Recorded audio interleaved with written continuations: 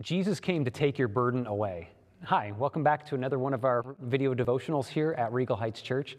Today we're talking about the authority of Jesus Christ and His power to take away your burden. We often carry too much on our own souls that He has not asked us to do, and it wears us out.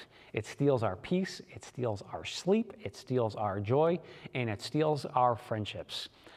It is a very difficult thing for us to be able to deal with without Christ, but He has come to lift our burden. He starts off, I'm going to read you in just a second what He exactly says about it, but He starts off by saying that all authority is given to Him. So He is the one who reveals the Father. He is the one who has the power to do it. So He appeals to His own authority before He reads what I'm about to read to you here right now out of Matthew chapter 11, verse 28. And He says, "Come to me, all of you who are weary and burdened, and I will give you rest. Take my yoke upon you and learn from me, for I am gentle and humble in heart, and you will find rest for your souls. For my yoke is easy and my burden is light." This is an incredible passage for us to see that Jesus very much cares for us. When talking about His burden and His yoke, we realize that a yoke is the piece of wood they put between two oxen to pull a plow. And to have Jesus carrying the yoke for us means He's really doing the heavy lifting.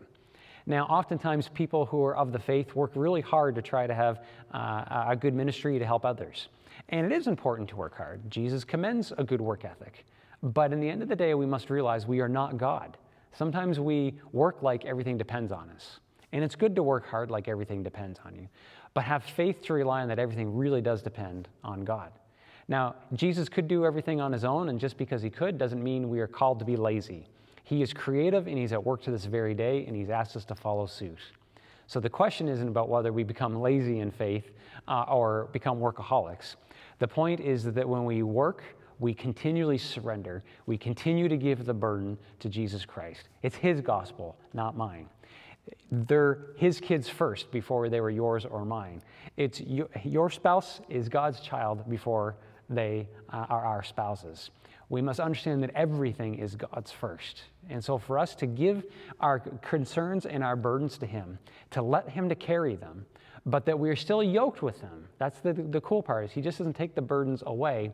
He carries them with us and in our presence, and we watch Him to work wonderfully in our life. So this is why it is important for us to be able to walk with Him, to study His teaching, to rely on Him that He has provided the way of salvation, the way to heaven. And that as we celebrate this, that as the more we focus on Him, the more we will see Him in action in our lives, and then we can have more confidence in handing over to Him the difficulties that we face in this world, and yet staying active participants of the gospel here on the earth.